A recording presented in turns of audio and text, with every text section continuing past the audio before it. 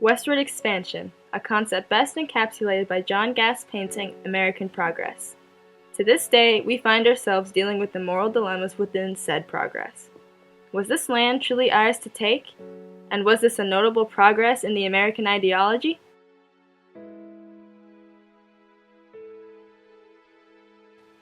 In the Cherokee Nation v. Georgia court case in 1830 and 1831, the racial encounters and influences of that time period and time periods beforehand were exemplified.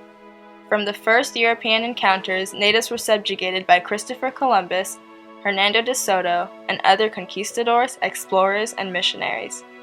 However, the Trail of Tears, one of the most well-known and cruel events in American history, was delayed by the Cherokee Nation v. Georgia court case. Shortly afterwards, Andrew Jackson disregarded the ruling with the Indian Removal Act of 1830. It all goes back to 1539 when a conquistador named Hernando de Soto landed in America with the hopes of finding riches, but instead found problems most early European settlements faced as well: starvation, desperation, and a tendency towards cruelty. De Soto treated the natives as many conquistadors did, brutally killing and dismembering them if they did not obey their wishes.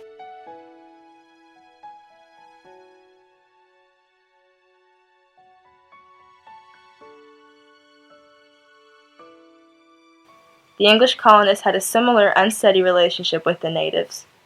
Throughout the American Revolution and the early years of being an independent nation, Native Americans were doing their best to retain their land and culture. Some tribes turned to warfare, while others, like the Cherokee, attempted cultural assimilation. These tribes were known as the Five Civilized Tribes, and it included the Cherokee, Chickasaw, Choctaw, Creek, and Seminole tribes. These tribes, especially the Cherokee, had laws and went about their business as if they were white citizens. The Cherokees held slaves, owned plantations, and as a result were officially recognized by the United States federal government as sovereign. Native Americans managed to preserve their assets prior to the reign of Andrew Jackson.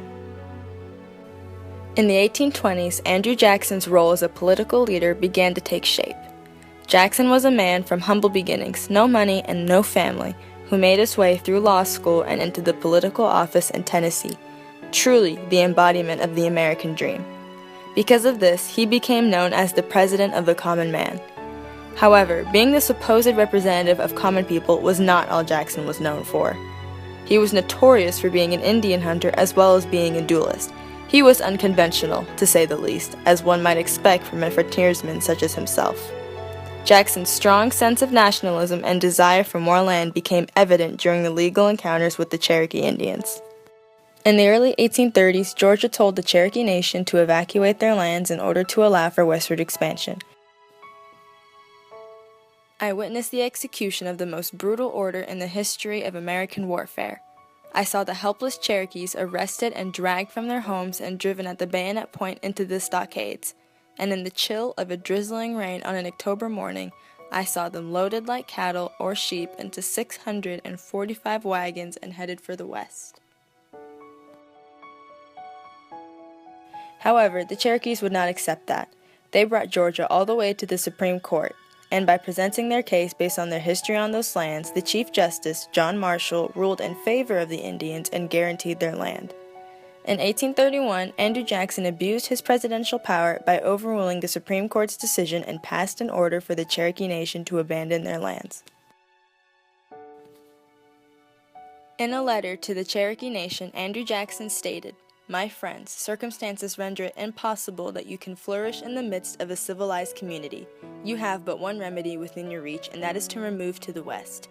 And the sooner you do this, the sooner you will commence your career of improvement and prosperity." Just try to understand what was motivating them, the context of their times, not to excuse it, but just to have a better understanding of it. We would hope, wouldn't we, that 200 years from now when people look back at us, they will say, well, why didn't they see it the way we see it? You know, what fools they were, what jerks they were, you know. But rather understand the limitations under which we operate and how our own personal motives can sometimes be so powerful that we don't necessarily do the moral or appropriate thing, but we do what we convince ourselves is right. And he got a lot of support from the nation on this for sure. There were critics, but not that many. It's too bad, but that is the way it was. They just don't see the things that we see. They do not hear what the Cherokee people are saying to them in the clearest terms. Beautiful English, drawing on American values and principles and pushing this in their faces and saying, this is who you say you are, so live up to your own values. And yet they're somehow able to completely, diss that stuff and not see what we can see and the problems of their position.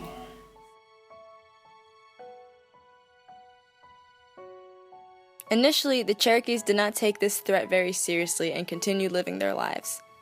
But when American forces showed up with winter approaching and told them to pack and leave their homes for Indian Territory in Oklahoma, the Cherokees were ill-prepared and devastated. The Trail of Tears, if it weren't so tragic, it's almost funny how terribly it was carried out. Apparently, when the treaty was agreed to and they were given a timeline for when they were going to be removed, the Cherokee Indians didn't believe that it was going to happen. And so they carried on just as though they were going to stay there in Georgia forever. So when the state of Georgia starts to gather troops to get ready to effect removal, they start putting up notices everywhere, and still the Cherokees don't get ready. And they're a bit confounded, the white Georgians. Why aren't these people getting ready? What are they doing? What are they thinking? And they don't really have a plan to deal with the fact that the folks aren't getting ready the way that they expected them to. So they're hastily rounding people up.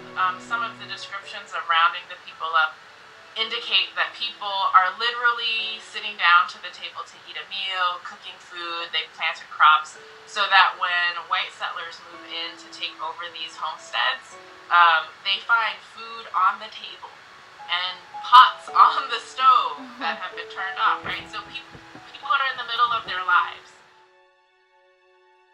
As a result of the harsh weather, starvation, disease, and Jackson's pure negligence for human life and property, the Cherokees' path to a new land was named the Trail of Tears. This movement of a whole race was genocidal behavior, similar to dictators in the past, such as Adolf Hitler, trying to destroy an entire culture. Professor Sherry Smith from Southern Methodist University described this act as cultural genocide. The Americans' hunger for more land would have pushed the Native Americans farther and farther west until they were trapped at the edge of the West Coast, which would eventually forfeit their culture and traditions. Luckily, the situation was avoided, but that doesn't help the fact that 1 out of every 4 Cherokees died on the Trail of Tears. Their suffering did not stop at Indian Territory. A new conflict spawned within the tribe between those who moved right away and between those who assimilated, and even after that, the Cherokee Nation could never really return to their land or to their original condition. Today, the U.S. government has created several benefits for citizens of Cherokee descent and other natives in an attempt to make up for the cruel way in which they were treated. There are academic scholarships that are available to people who can trace their genealogy back to the Cherokees. Another benefit given to natives is the control of casinos. They produce incredible amount of revenue and allow a source of financial stability. The Trail of Tears National Historic Trail was founded to recognize the struggles the Cherokees face on their journey westward. It has 2,200 miles of trail and water routes, and it spans over 9 states. The things that are taken from them in this era as a part of removal are almost impossible to put a value on. So how could the federal government try to compensate them for that, right? Again, for the lives lost, for the homes that were created and communities that were created that then get dispersed as they're pushed away, right? I mean, you really can't put a value on that, and it seems to me that it would be very difficult for the federal government to figure out how to compensate